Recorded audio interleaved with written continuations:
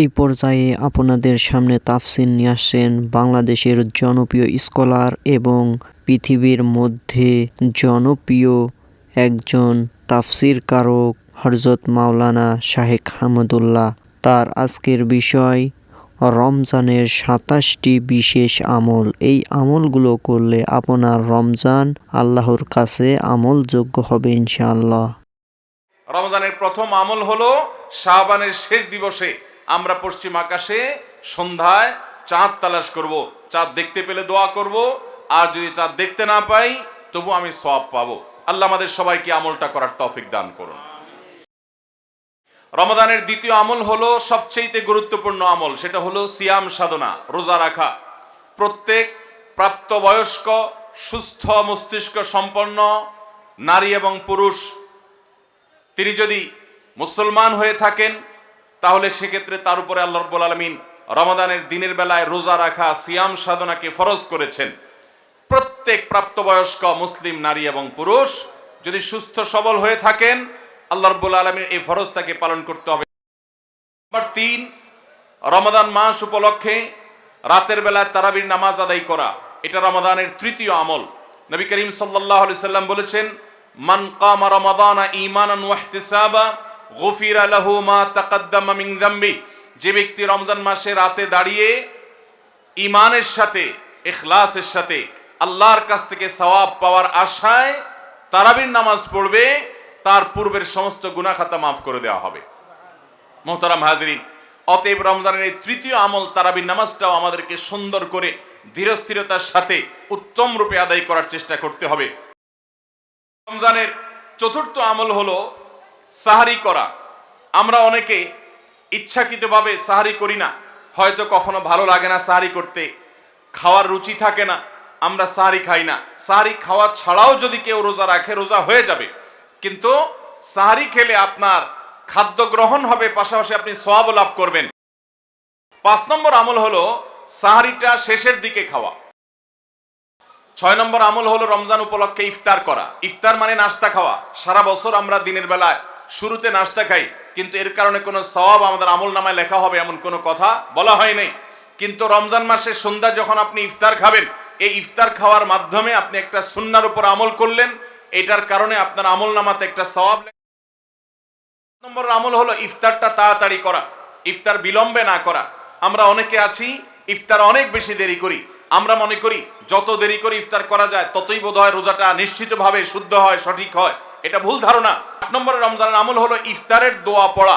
ইফতারের দোয়াটা আমরা অনেকে জানিও না, আবার অনেকে জানলেও সেটা কখন পড়তে হয় সেটা জানি না।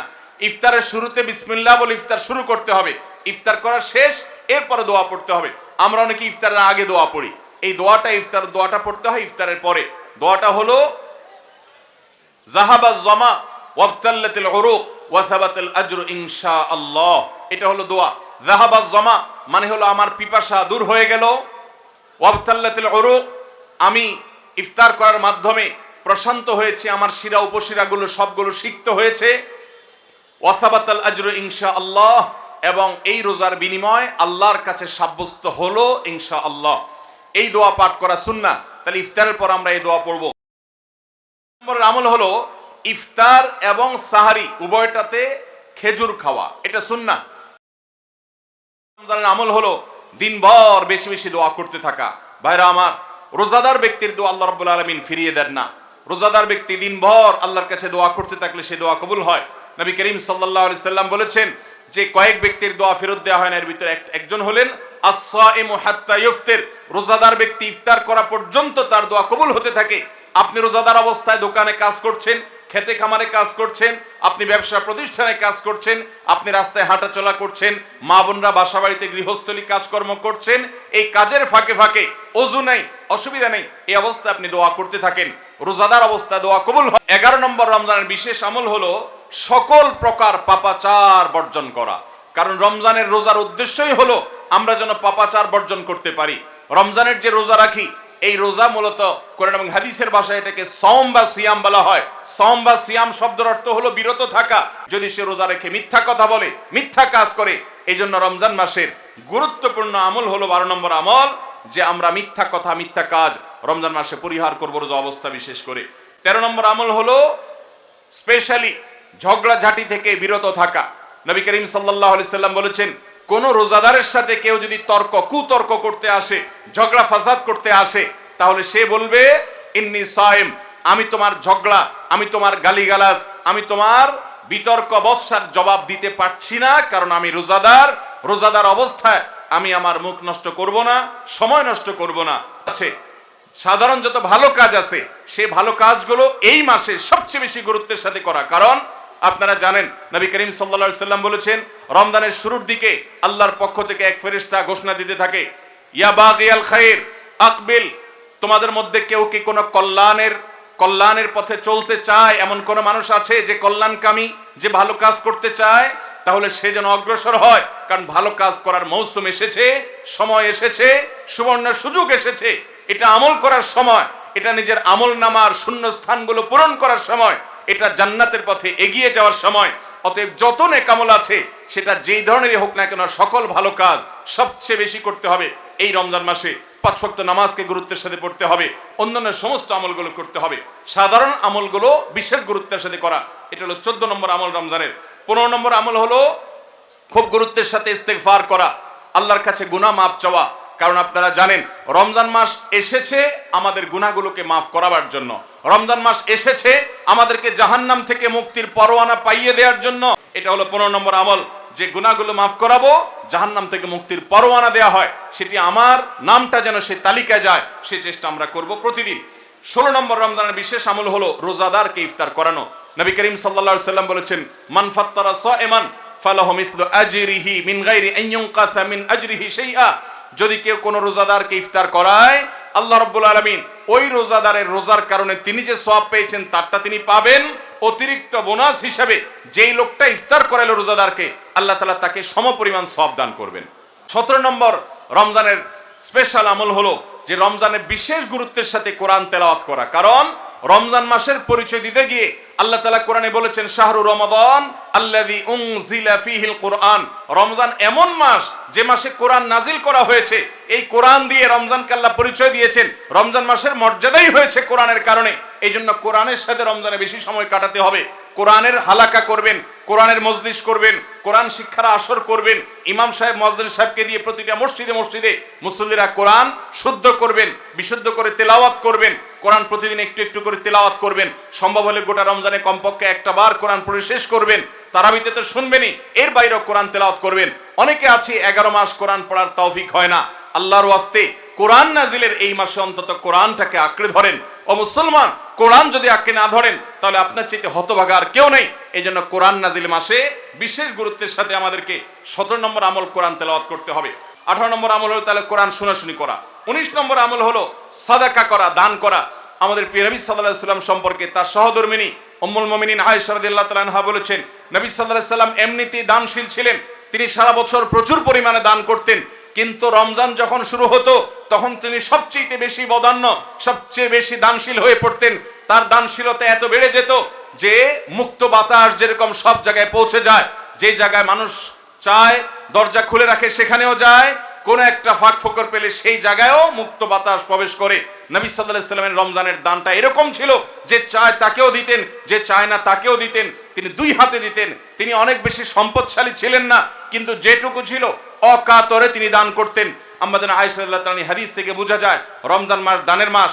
এই জন্য নবীজি বছরের অন্য যে কোনো সময় চাইতে রমজানে বেশি বেশি দান করতেন। ভাইরা আমার, তাহলে রমজানের 20 নম্বর আমল হলো তাহাজ্জুদের নামাজ সাহরিতে উঠলে আমরা একটু পড়বো এবং একটু একটু দোয়া করব। চেষ্টা করবো তো ইনশাআল্লাহ। ভোর রাতের দোয়া 24 ঘন্টার ভিতরে সবচেয়ে মূল্যবান দোয়া, আল্লাহর সবচেয়ে নিকটে যে বান্দা দোয়া করতে পারে ভোর রাতে তাহাজ্জুদের সময়, এই সুযোগটা রমজানে তৈরি হয়। আমরা সবাই এই সুযোগটা গ্রহণ করব। 20 নম্বর আমল। 21 নম্বর আমল হলো আল্লাহ যাদেরকে সামর্থ্য দিয়েছেন তারা উমরা করবেন। রমজানে উমরার ফজিলত হলো নবী করিম সাল্লাল্লাহু আলাইহি সাল্লাম বলেছেন, উমরাতুন ফি রমাদান তাআদিলু হাজ্জা। রমজানের একটা উমরা একটা হজের সমতুল্য। 22 নম্বর আমল হলো রমজানে দিনের বেলা রোজা রেখে বেশি বেশি মেসওয়াক করবেন। আমরা অনেকে এটা জানি না যে রোজা রেখে মেসওয়াক করা যায়। আমরা বরং অনেকে মেসওয়াক করি না যে রোজা দুর্বল হয় কিনা। অথচ আমাদের আয়েশা রাদিয়াল্লাহু তাআলা আনহা বলেছেন যে আমি নবী করিম সাল্লাল্লাহু আলাইহি সাল্লামকে রমজান মাসে রোজা রেখে এত বেশি পরিমাণে মেসওয়াক করতে দেখেছি যে গুণে শেষ করা যাবে না। এই জন্য রমজান মাসে আপনার পকেটে মেসওয়াক থাকতে হবে এবং বেশি বেশি করে আপনি মেসওয়াক করবেন। দুপুরে প্রত্যেক নামাজের আগে পরে যখন সুযোগ পান আপনি মেসওয়াক করবেন এবং মেসওয়াক করার মাধ্যমে আরেকটি আমল হবে যেটি নবী সাল্লাল্লাহু আলাইহি সাল্লাম করতেন রোজা রেখে। এটি 22 নম্বর আমল, রোজা রেখে মেসওয়াক করা। 23 নম্বর আমল হলো রমজানের শেষ 10টা দিন ইতিকাফে বসে যাওয়া। যাদের তৌফিক আছে মসজিদে ইতিকাফে বসে যাবেন। ভাইরা আমার, তৃতীয় হিজরিতে রোজা ফরজ হওয়ার পর নবী করিম সাল্লাল্লাহু আলাইহি সাল্লাম জীবনে কখনো রমজানের শেষ 10 দিন মসজিদে ইতিকাফে বসা ছাড়া সময় কাটান নাই। 25 নম্বর আমল হলো লাইলাতুল কদর তালাশ করা। নবী করিম সাল্লাল্লাহু আলাইহি সাল্লাম বলেছেন, তাহাররু লাইলাতুল কদর ফিল ভিত্রি মিনাল আশরিল আওয়াখির মিন রমাদান। তোমরা রমজানের শেষ দশকের বেজোড় রাতগুলোতে লাইলাতুল কদর বেশি বেশি করে তালাশ করো। বেজোড় রাতগুলোতে বেশি বেশি, শেষ দশকের প্রত্যেক রাতেই জেগে জেগে ইবাদত করা কদর হতে পারে সে আশায়। কদরের একটা রাত যদি ইবাদত করতে পারেন আপনি, তাহলে 1000 মাস ইবাদতের চাইতে বেশি উত্তম হবে, আপনার আমলনামাতে সওয়াব বেশি জমা হবে। 25 নম্বর আমল হলো লাইলাতুল কদর তালাশ করা শেষ দশকের সবগুলো রাতে, সম্ভব না হলে বেজোড় রাতে। আল্লাহ আমাদেরকে তৌফিক দান করুন। আর 26 নম্বর আমল হলো লাইলাতুল কদর যদি আমরা পেয়ে যাই, মনে হয় যে এটা লাইলাতুল কদর হতে পারে, তাহলে একটা বিশেষ দোয়া পড়া। দোয়াটা হলো আল্লাহুম্মা ইন্নাকা আফুউন তুহিব্বুল আফওয়া ফাআফু আন্নি। হে আল্লাহ, আপনি ক্ষমাশীল, আপনি ক্ষমা করতে ভালোবাসেন, পছন্দ করেন, আপনি আমাকে ক্ষমা করুন। এই দোয়াটা পড়বো তো ইনশাআল্লাহ।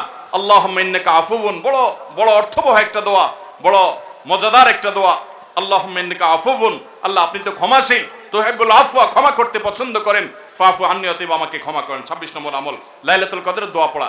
27 নম্বর এবং সর্বশেষ আমল হলো রমজানের শেষে ঈদের চাঁদ দেখা যাওয়ার পর অথবা ঈদের চাঁদ দেখা যাওয়ার একদিন আগেও করা যায় ফিতরা আদায় করা, গরিবদের বাসায় খাদ্য পৌঁছে দেওয়া। এটা কেন করব? নবী করিম সাল্লাল্লাহু আলাইহি সাল্লাম বলেছেন, যাকাতুল ফিত্রে তুহরাতান লিস-সাইমি আনিল লাগবি ওয়ার রাফাস ওয়া তু'মাতাল লিল মাসাকিন। ফিতরা এটা হলো দুইটা উদ্দেশ্যে। এক হলো রোজা রেখে আমাদের যে ছোটখাটো ভুল ত্রুটি হয়, অনর্থক কথা হয়ে যায়, এগুলো থেকে রোজাটাকে পরিচ্ছন্ন করার জন্য সদকায়ে ফিতর বা আমরা যে ফিতরা দেই এটা ভূমিকা রাখে, এটা কার্যকর হয়, আমাদের রোজাকে ত্রুটিমুক্ত করে দেয়, রিফাইন্ড করে দেয়। আর দ্বিতীয়ত হলো ঈদের দিন গরিব দুঃখীদের বাসায় খাবারের নিশ্চয়তা এনে দেয়। এই জন্য রমজানের শেষ আমল হবে যেটা দিয়ে রমজানকে আমরা বিদায় দিব, সেটা হলো ফিতরা দেওয়া, ফিতরার আমল করা। এটা আমরা সবাই, পরিবারের যত লোক আছে, রোজা থাকুক কিংবা ছোট বাচ্চা হোক, সবার তরফ থেকে একজন করে মিসকিনকে পুরো দিনের খাবার আমরা দিয়ে দিব। চেষ্টা করবো তো ইনশাআল্লাহ। আল্লাহ আমাদের সবাইকে তৌফিক দান করুন।